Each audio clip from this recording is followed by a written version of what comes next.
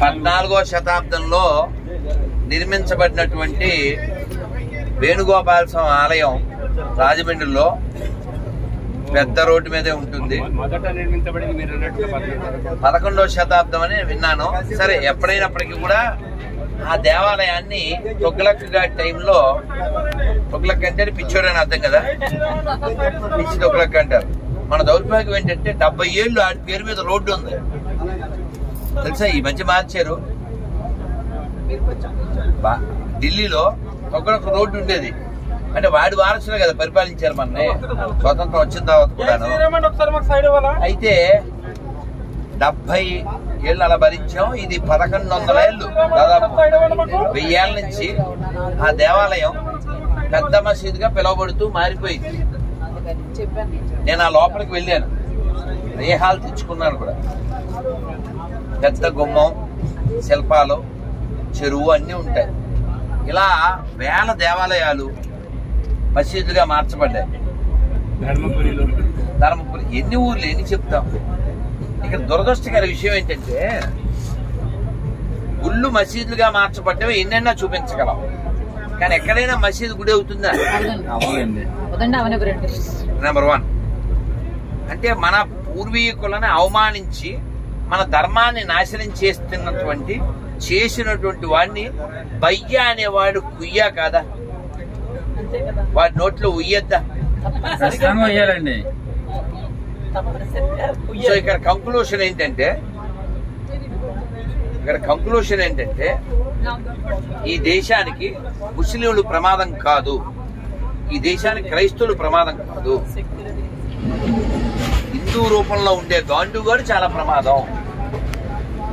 అందుకే కొంచెం కటుగా చెప్తాను, ఎవరా నీకు బయ్యా, నీ అయ్యా, నీ నోట్లో ఉయ్యా.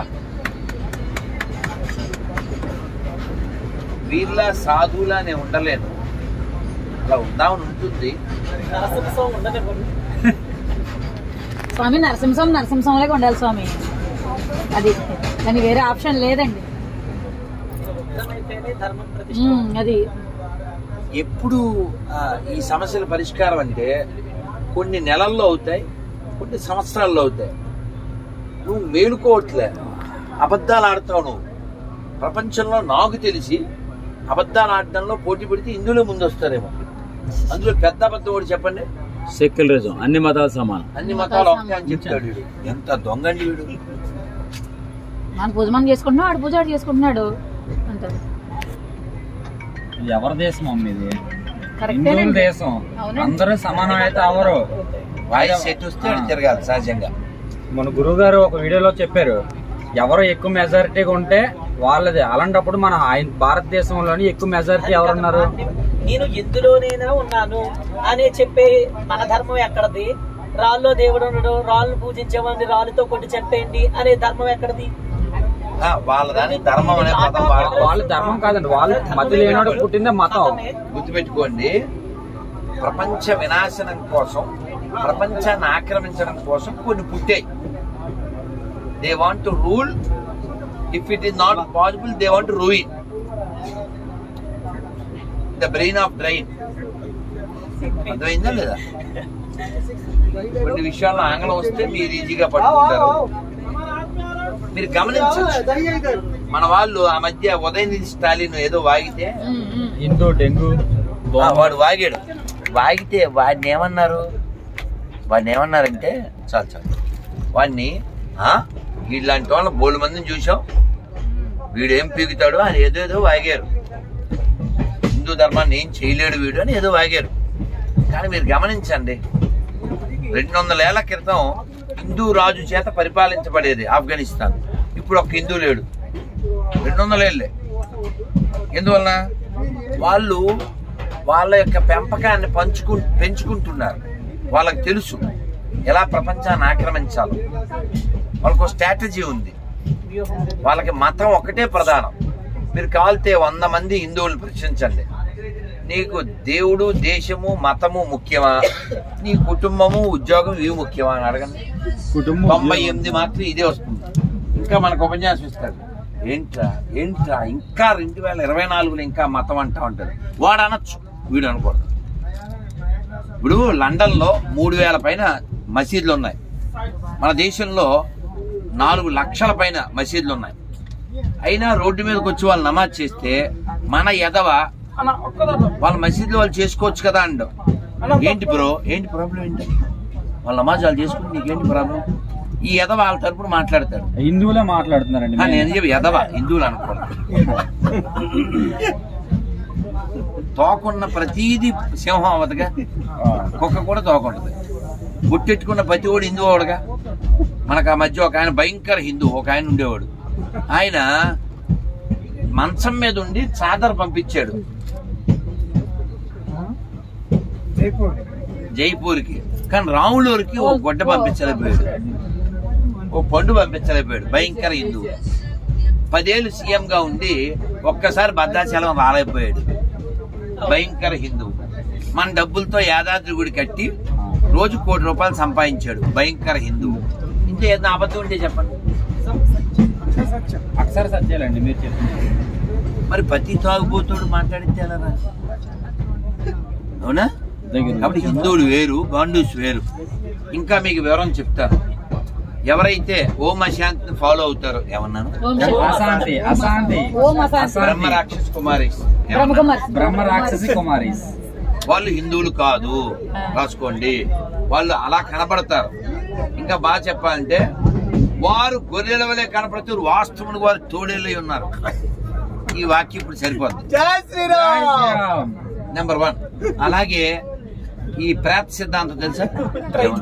నేనేమన్నా మీ చెవులు బాగా పనిచేస్తుంది. ప్రేత సిద్ధాంతం. ఈ ప్రేత సిద్ధాంతం వాళ్ళు కూడా నపుంసకాస్. ఓకే, ఇలాంటి బ్యాచ్ ఇంకేమున్నారా? కల్కి కల్తీ కల్తీ కల్తీ కల్తీ కల్తీ కల్తీ కల్తీ మీరు కటువుగా చెప్పకూడదు కానీ చెప్పక తప్పదు. నీలా చిన్నవాడిని అండర్స్టాండ్ చేయడానికి చెప్తున్నా. పొలానికి వెళ్ళే ఎద్దుని అది వ్యవసాయం మాత్రమే చెయ్యాలి, పక్కదారి పట్టకూడదంటే ఏం చేస్తారు?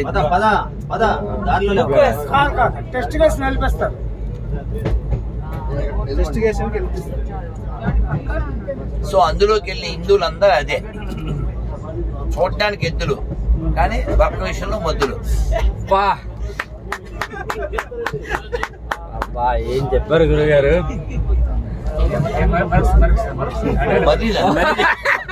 మళ్ళీ మళ్ళీ చెప్పే కాదండి. యూట్యూబ్ లో చూసి ఇక్కడ మాతాజీలు ఉన్నారు, జాగ్రత్తగా. అసలు ఒకసారి స్వామి చెప్పకూడదు కదే అన్న. అది కాదన్న గురుగారు, ఈ మధ్యన గాండుగాడికి గుడి కట్టారు. గాండుగాడికి గుడి కట్టి పూజలు అభిషేకాలు గాండు నవరత్నాలు అని చెప్పి గాండుగాడికి అన్ని పూజలు చేస్తున్నారు. మా యేసుబాబుకి చేస్తలేదు కానీ చేయకూడదా? ఈ మధ్య అసలు యేసుబాబు మతం మారాడు తెలుసా? తెలుసు.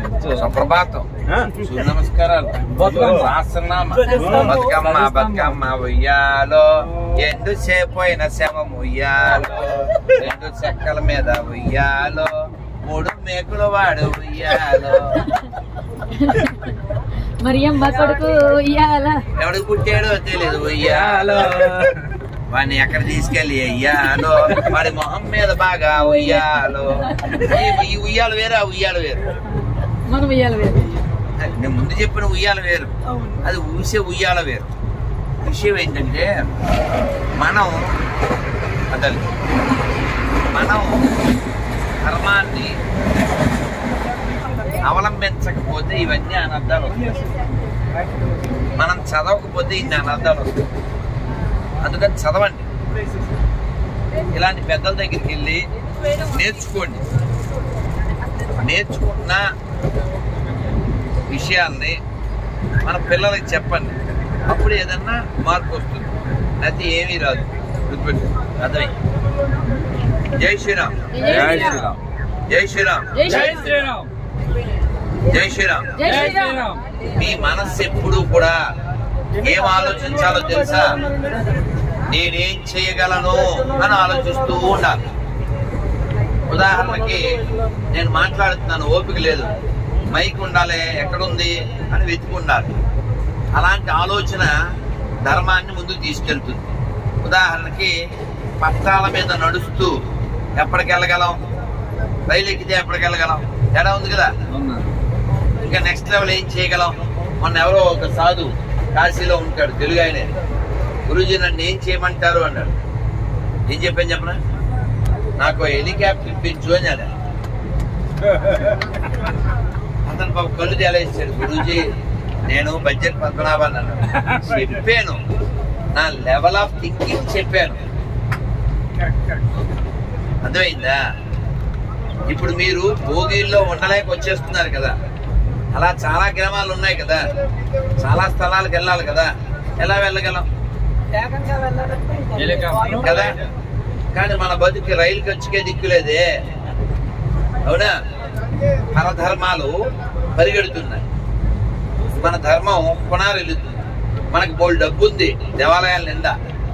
ఈ దేవాలయాల్లో డబ్బులు సిద్ధరామయ్య లాంటి వాడు అక్కడ 500 కోట్లు గుళ్ళో డబ్బులు, 300 కోట్లు వక్ఫోర్డుకి, 100 కోట్లు క్రైస్తవానికి ఇచ్చాడు మన గుళ్ళో డబ్బులు. ఇక్కడ అన్నయ్య నవరత్నాలకి ఓట్లు కొనడానికి గుళ్ళో డబ్బులు వాడతాడు. కానీ నువ్వు పార్టీ కుక్కవరా ఎదవా, నువ్వు కులం కుక్కవే. అన్నయ్యకి సపోర్ట్ చేసిన ఎదవ నువ్వు, అతన్ని ఎందుకంటావు? నా దృష్టిలో సిద్ధరామయ్య తప్పులేదు, అన్నయ్య తప్పులేదు.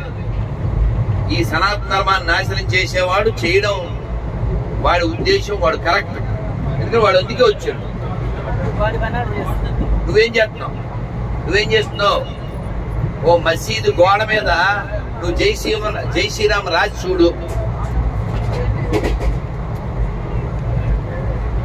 మరి ఇన్ని గుళ్ళు కూలగొట్టేస్తే నీ రియాక్షన్ ఎక్కడుంది చూడు. ఒకరిని పట్టుకున్నారా?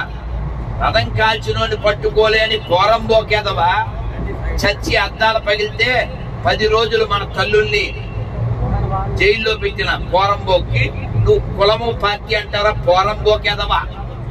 మీరు అన్నాయంటే బాగుండదు. ఈజ్ రైట్, సిద్ధరామయ్య రైట్, నువ్వు ఎదవ. అర్థమైందా?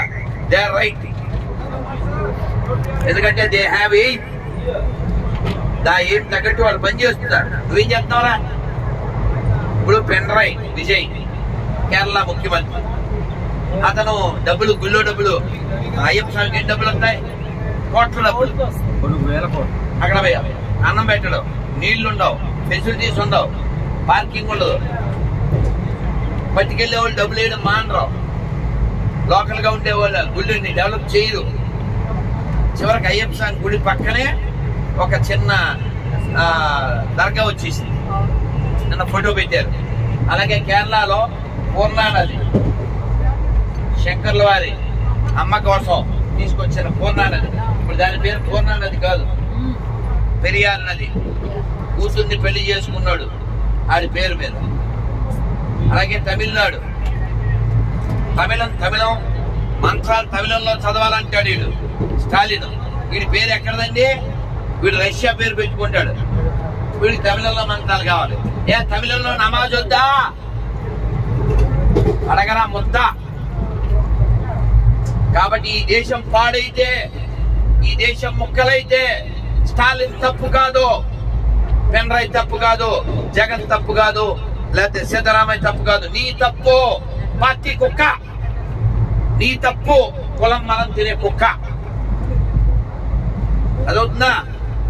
అన్ని మతాలు సమానం అనే సెక్యులర్ కుక్కలారా, మీరు నశిస్తే ఈ దేశం ప్రకాశిస్తుంది, మీరుంటే ఈ దేశం ముక్కలైపోతుంది.